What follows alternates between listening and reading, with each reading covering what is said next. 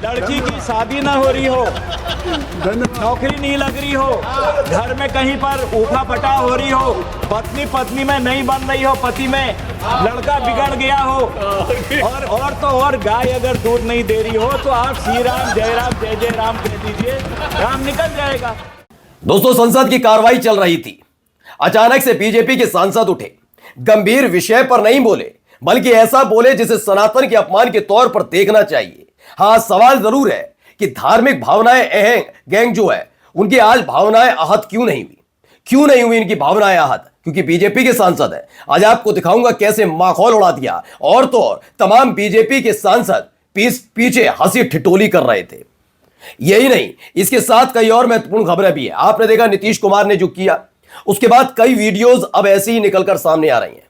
एक लड़का बीच सड़क पर हिजाब पहनी हुई महिला से बदतमीजी कर रहा है, उसका हिजाब खींच रहा है। कहां की खबर, कैसा है, किसने दावा किया, तमाम चीजें दिखाऊंगा। और तो और आपको दिखाऊंगा कि कैसे एसआईआर वाले मुद्दे पर अब चुनाव आयोग फंस गया है। एक नेताजी जो जिंदा है उन्हें मृत दिखा दिया गया, मोर्चा खोल दिया गया है, हालत खराब हो चुकी है। संसद के अंदर उठाई थी आवाज बीएलओ की अप्रिय घटनाओं की, जिसमें एक एक करके बहुत बुरी खबरें बीएलओ से जुड़ी आ रही थी सुसाइड को लेकर। लेकिन यह बात उपसभापति को पसंद नहीं आई, बीच में टोकने लगे। नीति रीति नियम परंपरा सब सिखाती।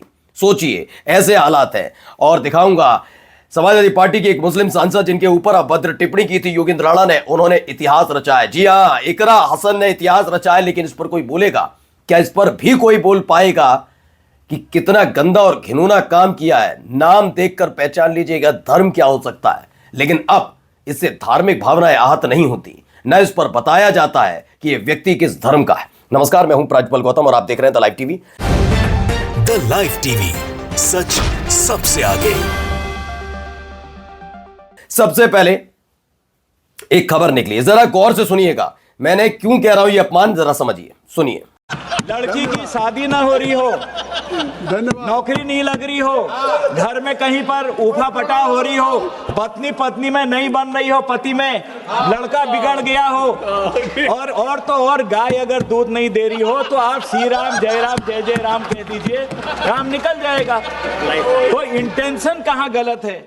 अब आप समझ रहे हैं। ये लोग देखिए कैसे, पहले मैं कहता हूं, आप मैं बताऊं, कोई भी हमारे यहां नारा नहीं होता। जय माता दी नारा नहीं है, जय श्री राम नारा नहीं है। जी हां, ये जयकारा है, क्योंकि जयकारा जब कहते हैं हम तब आत्मसंतुष्टि मिलती है। नारा हमेशा पॉलिटिकल पार्टियों का होता है। तो बीजेपी ने जय श्री राम का इस्तेमाल सिर्फ नारे के लिए किया, पॉलिटिकल तौर पर किया। इनके लिए भगवान श्री राम क्या है, अब आप अंदाजा लगाइए। ये क्या कह रहे हैं? संसद में खड़े होकर, देश की सबसे बड़ी पंचायत में खड़े होकर बीजेपी के सांसद अजय भट्ट उत्तराखंड से आते हैं, ये माखौल उड़ा देते हैं कि आपको कुछ नहीं करना। लड़का बिगड़ गया हो, गाय दूध ना दे रही हो, नौकरी नहीं लग रही हो, पति पत्नी नहीं बन रही हो, लड़की की शादी ना हो रही हो, बस जय राम जय राम जय राम जय राम जय जय राम बोल दीजिए, हो जाएगा काम।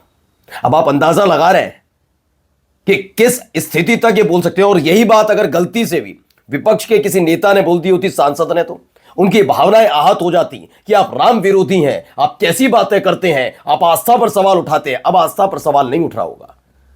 भरी संसद के अंदर भगवान श्री राम का यह अपमान नहीं तो क्या है?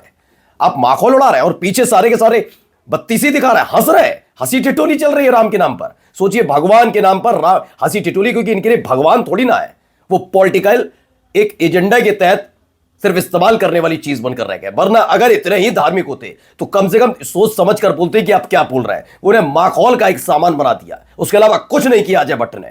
आइए, यहां एक वीडियो निकली है। ये वीडियो कहां की है, कैसे, बताता हूं, नहीं पहले देखिए दावा।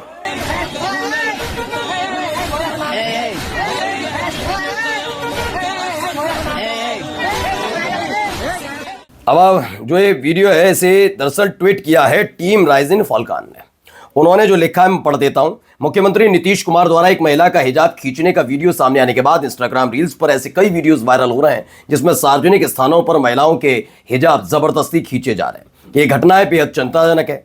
इनका कहना है कि फिलहाल हम इन वीडियो की तारीख, स्थान या प्रामाणिकता की पुष्टि नहीं कर सकते। हालांकि मामले की गंभीरता को देखते हुए जरूरी है कि दिल्ली पुलिस वीडियो की पुष्टि के लिए उचित जांच करे और किसी भी प्रकार की गड़बड़ी पाए जाने पर उचित कार्रवाई करे। इन्हें पता नहीं कहां की है, लेकिन फिलहाल ये तस्वीरें वाकई आपत्तिजनक नजर आती हैं।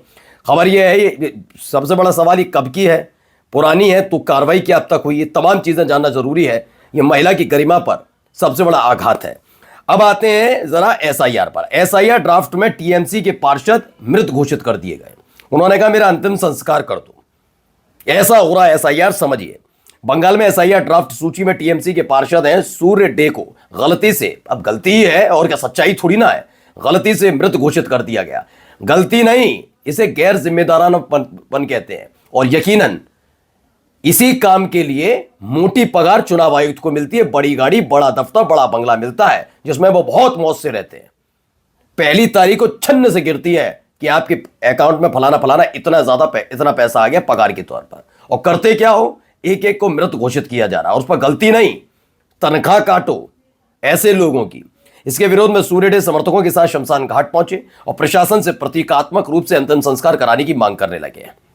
अब आइए एक जबरदस्त बयान जरा मैं सुनाने जा रहा हूं, जरा सुनिए। फिर कैसा सुधार और कैसी जमहूरियत सर, जब यूपी के मीरापुर उपचुनाव में वोट देने के लिए घर से निकली मुस्लिम महिलाओं के सामने पुलिस का इंस्पेक्टर रिवॉल्वर तान के वोट ना देने की धमकी दे, तो कैसा चुनाव सुधार और कैसी बहस। सर, जब महाराष्ट्र में शिवसेना और एनसीपी जैसी पार्टियों को तोड़ लिया जाए और उनका चुनाव निशान छीन लिया जाए और चुनाव आयोग चुप रहे, तो कैसा चुनाव सुधार और कैसी बहस।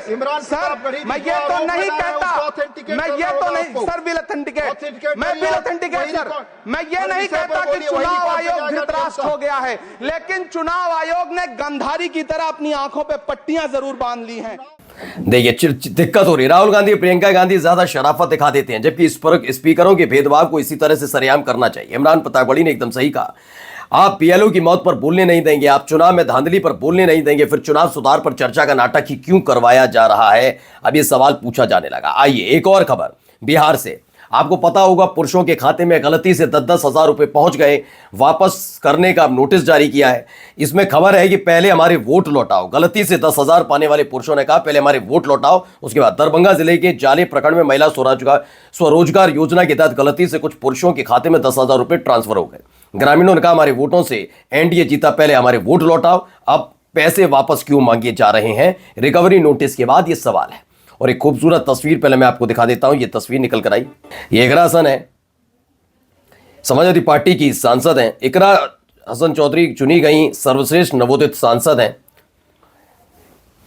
तो इन्हें नई दिल्ली में आयोजित लोकमत पार्लियामेंट्री अवार्ड समारोह में इन्हें best debutante women parliamentarian of the year के प्रतिष्ठित सम्मान से नवाजा गया। तो सर्वश्रेष्ठ एक सांसद के तौर पर, नवोदित के तौर पर। अब आते हैं खबर, क्या इस पर कोई चर्चा की गई?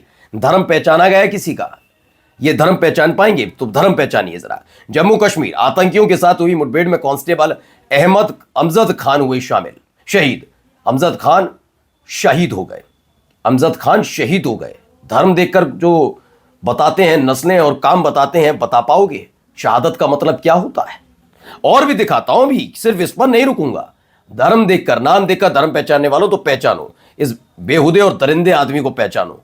इसका नाम बताऊंगा, धर्म बता नाम। बहराइच कोर्ट ने 5 साल की बच्ची से रेप करने वाले अविनाश पांडे को,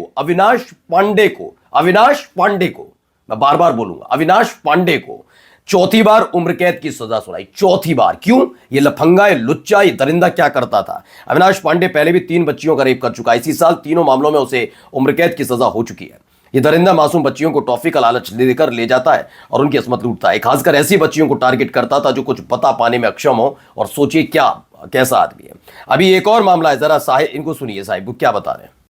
दिनांक 15 दिसंबर 2025 को जनपद देवरिया के थाना बनकटा के भटवा पांडे ग्राम में शायद 6 बजे यह सूचना प्राप्त हुई कि एक वृद्ध व्यक्ति जिसकी उम्र लगभग 65 वर्ष है, उसके द्वारा एक 7 वर्षीय बच्चे के साथ कुकर्म किया गया है। सूचना प्राप्त होते ही स्थानीय थाने की फोर्स द्वारा तत्काल मौके पर पहुंचा गया। अभियुक्त की गिरफ्तारी की गई। परिजनों की तहरीर पर अभियुक्त पंजीकृत कर लिया गया है तथा अभियुक्त को न्यायिक अभिरक्षा में जेल भेज दिया गया है। मामले में अग्रिम विधिक कार्रवाई की जा रही है। खास बात क्या है इस पूरे मसले में, आप समझे? अभियुक्त अभियुक्त अभियुक्त अभियुक्त अभियुक्त बोला, लेकिन कहीं नाम बोला? नाम क्या है? जिला देवरिया में 7 साल के बच्चे से कुकर्म। मंदिर का 65 साल का पुजारी रमेश चंद्रपुरी गिरफ्तार। मदरसे में तो आतंकी होते हैं, मदरसे में तो गंदा काम होता है। पुजारी रमेश चंद्रपुरी गिरफ्तार हुआ है। ठीक है, आगे देखिए, मैं क्यों बता रहा हूं, मैं ये नहीं कह रहा हूं किसी के धर्म देखकर, मैं पहले भी कहता हूं हर धर्म के अंदर, हर कोई भी धर्म हो, लुच्चे पे नहीं मिल जाएंगे आपको, उपद्रवी मिल जाएंगे, उत्पाती मिल जाएंगे, देश के साथ गद्दारी करने वाले मिल जाएंगे, लेकिन जब बात मुसलमानों की आती है, इन्हें मदरसा, मस्जिद, इस्लाम, नकाब, हिजाब, दाढ़ी, टोपी सब याद आ जाता है। और ऐसे मामलों पर चुप्पी क्यों? और जाते आते जरा एक और वीडियो सामने आई है, जरा सुन लीजिए, ज्ञान चक्षु खुल जाएंगे। अब ये प्लांट एक्स्ट्रा बन रहे कहाँ मार नहीं नहीं, अभी तो इतना एथेनॉल हो गया है कि ये सब घाटे में तो इसका हमको घाटा कम करना है। टारगेट तो 11 लाख टन शायद था। तो इथेनॉल मांग से बहुत ज्यादा हो चुका है। इथेनॉल 23% इथेनॉल का ही यूटिलाइजेशन है, 76% तो बेकार पड़ा है। फिर भी सरकार बड़ी बड़ी फैक्ट्रियां लगा रही है, वाटर लेवल को नीचे ले जा रही है, हानिकारक केमिकल जमीन में छोड़े जा रहे हैं और ऊपर से पेट्रोल के दाम बढ़ते जा रहे हैं। आखिर मंशा क्या है सरकार की? क्योंकि मंत्री जी खुद बोल रहे हैं, केंद्रीय मंत्री है, वो बता रहे हैं इथेनॉल बहुत पड़ा हुआ है, तो किसके लिए ये सब किया जा रहा है? जबरदस्ती देश पर थोपा जा रहा है। नमस्कार।